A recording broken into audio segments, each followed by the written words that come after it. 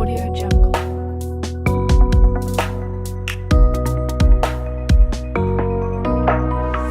Audio Jungle.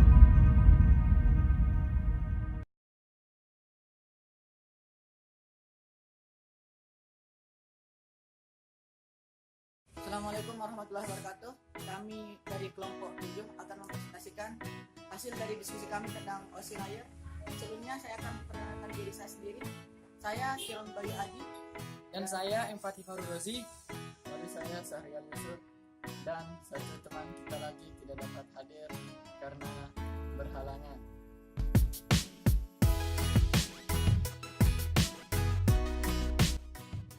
Assalamualaikum warahmatullahi wabarakatuh. Saya akan menjelaskan tentang OSI Layar. OSI Layar adalah singkatan dari Open System Interconnection, dikembangkan pada 1984 oleh ISO atau International Standard Organization. Setelah digunakan protokol TCP/IP sesuai oleh American Department of Defense. Model OSI menyediakan secara konseptual kerangka kerja untuk komunikasi antar komputer. Tetapi model ini bukan merupakan model untuk metode komunikasi. Sebenarnya, komunikasi dapat terjadi karena menggunakan protokol komunikasi. Dalam konteks jaringan, komunikasi data, sebuah protokol adalah aturan formal dan kesepakatan yang menentukan bagaimana komputer bertukar informasi melewati sebuah media jaringan. Sebuah protokol mengimplementasikan salah satu atau lebih lapisan OSI. OSI secara konseptual terbagi ke dalam 7 lapisan, di mana masing-masing lapisan memiliki fungsi jaringan yang spesifik, seperti yang akan dipaparkan di penjelasan berikut ini. Prinsip yang digunakan bagi ketujuh layar tersebut adalah: yang pertama, sebuah layar harus dibuat bila diperlukan tingkat abstraksi yang berbeda. 2. Setiap layar harus memiliki fungsi tertentu. 3. Fungsi setiap layar harus dipilih dengan teliti sesuai standar protokol internasional. 4. Batas-batas layar diusahakan agar meminimalkan aliran informasi yang melewati interface. Perlu dicatat bahwa OSI sendiri bukanlah merupakan arsitektur sebuah jaringan, karena model ini tidak menjelaskan secara pasti layanan dan protokol yang digunakan pada setiap layarnya. Model OSI hanya menjelaskan apa yang harus dikerjakan sebuah layar. Selanjutnya, saya akan menjelaskan detail dari masing-masing lapisan OSI.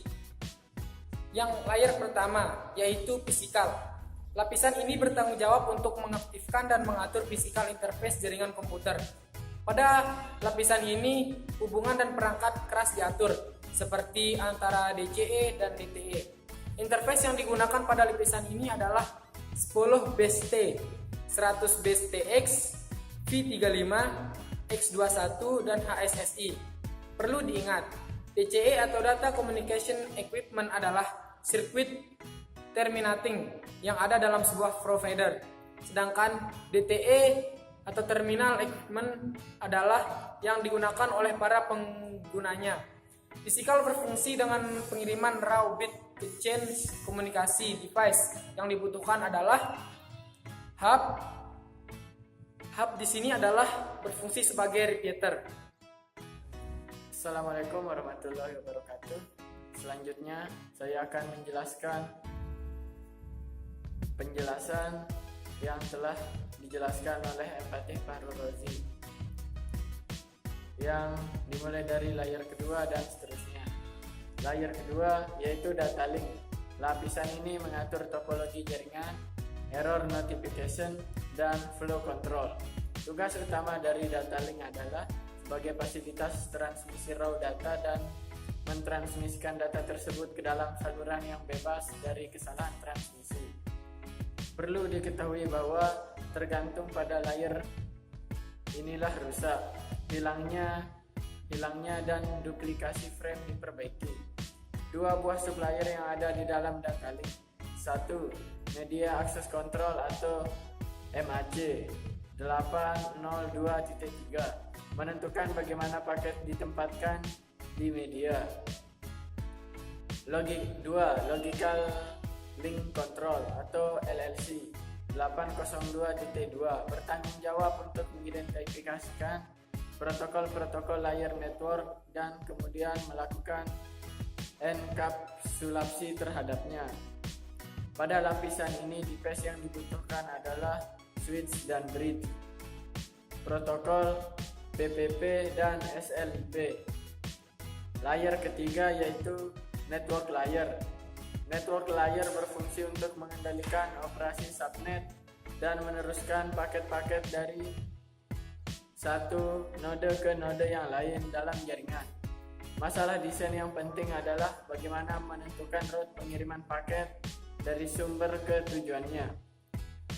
Dua jenis data yang digunakan di layer network.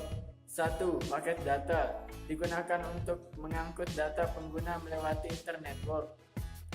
Routed protocol, sebuah protokol yang digunakan untuk mendukung lalu lintas data. Protokol yang digunakan adalah IP dan IPX. 2. Paket update router, melakukan update terhadap router terdekat tentang network yang terhubung dengan semua router di internetwork. Protokol yang digunakan contohnya adalah RIP, EIGRP, dan OSPF. Assalamualaikum warahmatullahi wabarakatuh. Saya akan melanjutkan penjelasan dari teman saya, Syahrial Yusuf, tentang layar keempat, yaitu transport layar. Fungsi dasar transport layar adalah menerima data dari session layar dan memecah data menjadi bagian-bagian yang lebih kecil bila perlu dan meneruskan data ke network layar dan menjamin bahwa semua potongan tersebut bisa tiba di sisi lainnya dengan benar. Selain itu, semua hal yang dilakukan tersebut harus dilakukan secara efisien dan bertujuan dapat melindungi layar-layar bagian atas dari perubahan teknologi hardware yang tidak dapat dihindari. Ada dua jenis hubungan pada lapisan ini yang penting untuk diketahui, yaitu 1. Connection oriented. Hubungan ini disebut connection oriented karena didukung oleh transmission control protocol atau singkatan TCP dengan menggunakan port 6. Hubungan reliable karena setiap session bergaransi paket yang dikirim asli dari sumber yang sebenarnya. 3. Langkah pengiriman yang dilakukan connection oriented adalah 1. Mengadakan hubungan dan membangun jalur pengiriman dan penerima. 2. Pengiriman paket-paket data dikirim lewat jalur yang telah dibangun. 3. Memutuskan hubungan yang tidak dipakai lagi dan diputuskan. Ciri-ciri connection oriented. 1. Semua paket mendapat acknowledgement dan dari penerima. 2. Paket yang dikirim akan dikirim ulang. 3. Paket-paket yang diurut kembali sequence, misalnya berdasarkan waktu pengirimannya. 2. Connectionless oriented. Hubungan connectionless oriented yang ditunjang oleh user datagram protokol dalam siklus UDP dengan menggunakan port 17 merupakan hubungan yang tidak reliable karena tidak bergaransi. Pengirim tidak mengirim kembali tanda terima dan paket-paket tidak diurutkan kembali seperti asalnya. Layar kelima yaitu session layer. Session layer mengizinkan para pengguna untuk menetapkan session dengan pengguna lain.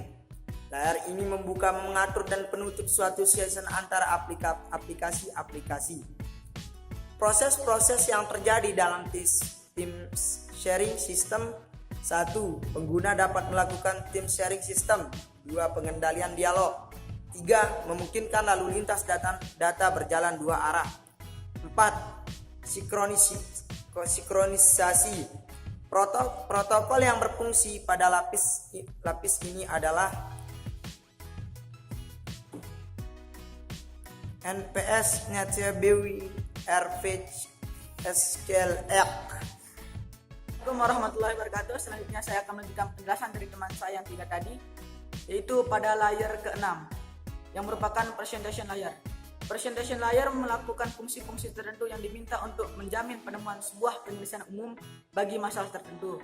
Selain memberikan sarana-sarana pelayanan untuk konversi, format DA, enskripsi data, presentation layer juga bekerja dengan file format ASCII, EBCDIC, JPEG maupun MPEG dan QuickTime. Proses-proses yang terjadi dalam presentation layer antara lain, yang pertama, layer ini tak mengizinkan pengguna untuk menyelesaikan sendiri suatu masalah. Yang kedua, terjadinya encoding data, dan yang ketiga, terjadinya encoding standar atau agar dua buah komputer dapat saling berkomunikasi walaupun berbeda layer presentation yang akan digunakan dalam saluran. Sekian dari O. Selanjutnya layer ketujuh, yaitu application layer. Lapisan ini bertugas memberikan sarana pelayanan langsung pada user yang berupa aplikasi-aplikasi dan mengadakan komunikasi dari program ke program. Jika kita mencari suatu file dari server untuk digunakan sebagai aplikasi pengolahan kata, maka proses ini bekerja melalui layer ini. Demikian pula jika kita mengirim email, browsing internet, chatting, membuka talent session, atau menjalankan FTP, maka semua proses tersebut dilaksanakan di layar ini. Proses-proses yang terjadi dalam aplikasi layar. Yang pertama, pemilihan file. Yang kedua, proses menyurat lewat email. Yang ketiga, remote job entry. Dan yang keempat, directory lookup. Sekian dari saya. Assalamualaikum warahmatullahi wabarakatuh.